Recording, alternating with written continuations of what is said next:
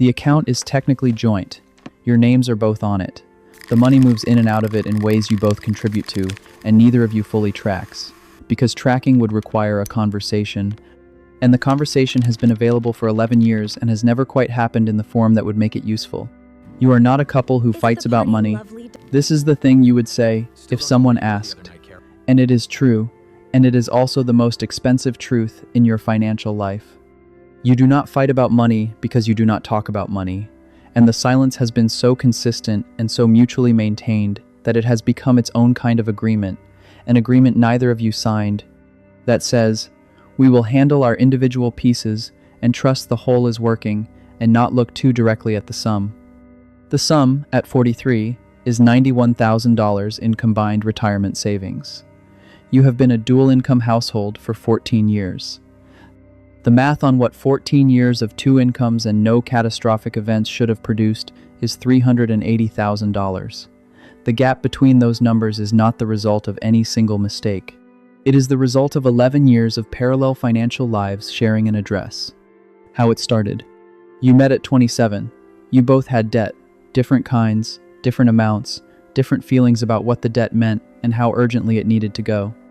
You paid yours down aggressively. Minimum payments felt like failure.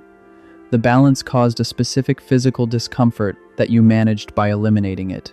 Your spouse carried the debt longer. Not from carelessness, from a different calculation. One that said the interest rate was low enough that investing the difference made mathematical sense, and was probably correct, and also meant the debt sat there for 6 years while you watched it from the corner of your eye, with an unease you never fully described. You did not describe it because describing it felt like criticism. Criticism about money felt like criticism about character. And criticizing the character of the person you had chosen felt like a category of conversation that led somewhere you didn't want to go. So you didn't go there. You developed parallel systems instead. The joint account for shared expenses, mortgage, groceries, utilities. Individual accounts for everything else.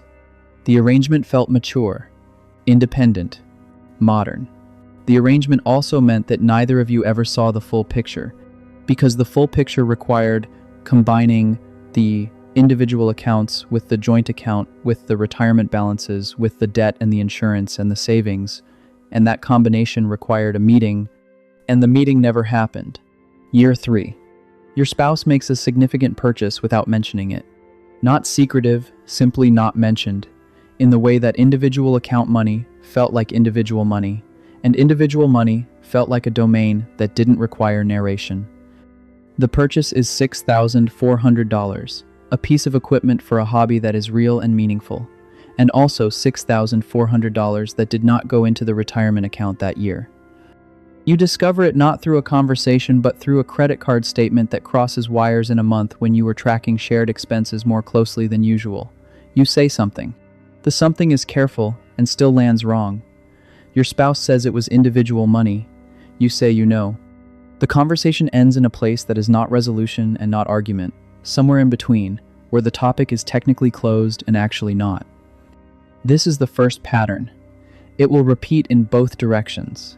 You will make decisions with individual money that your spouse discovers sideways. The discovery will produce a version of the conversation that doesn't quite happen.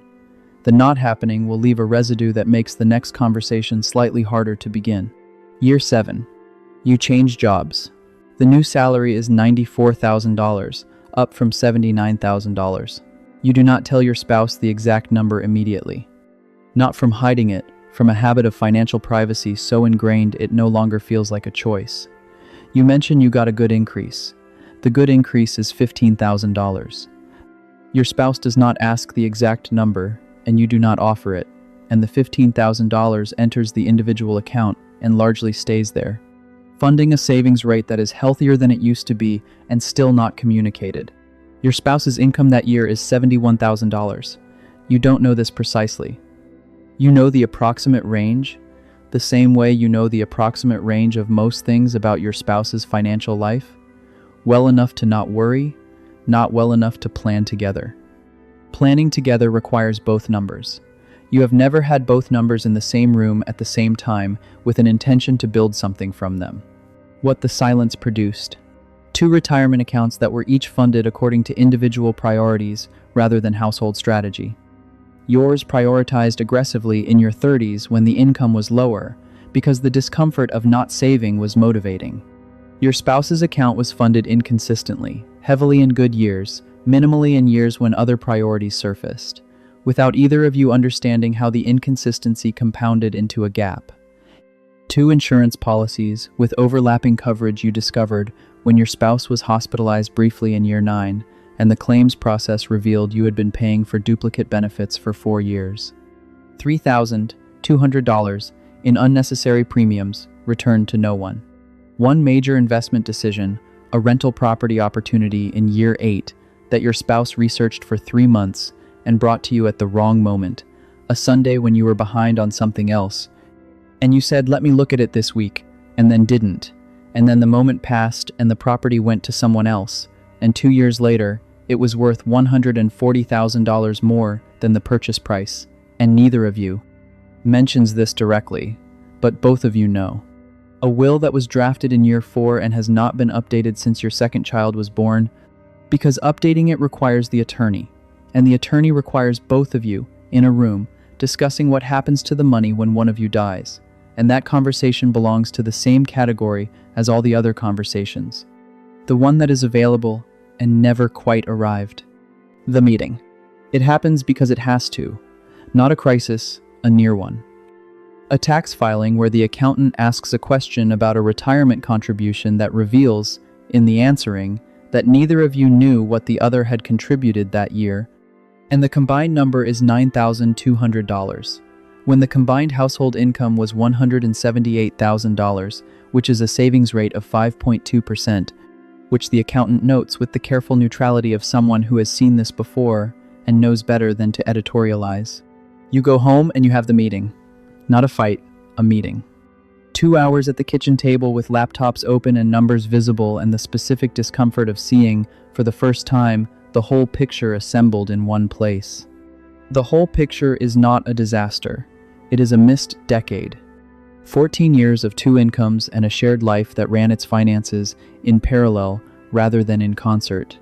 And the cost of the parallelism is the gap between $91,000 and $380,000, which is $289,000, which is not recoverable, only replaceable, and only if the next 14 years run differently than the last.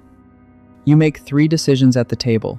1 combined monthly meeting, first Sunday of every month, both accounts visible, no individual account privacy between people who share a retirement. 1 shared retirement target, built from both incomes and both timelines, tracked together. 1 rule about decisions above $2,000, mentioned before made, not to ask permission, to share context, because context is the thing the silence was removing. The decisions are not complicated. They are the decisions you could have made at 29 if someone had told you that financial intimacy is a form of intimacy, that the avoidance of money conversations is not compatibility. It is distance wearing the costume of independence. You did not know that at 29. You built something real together anyway. The foundation is sound.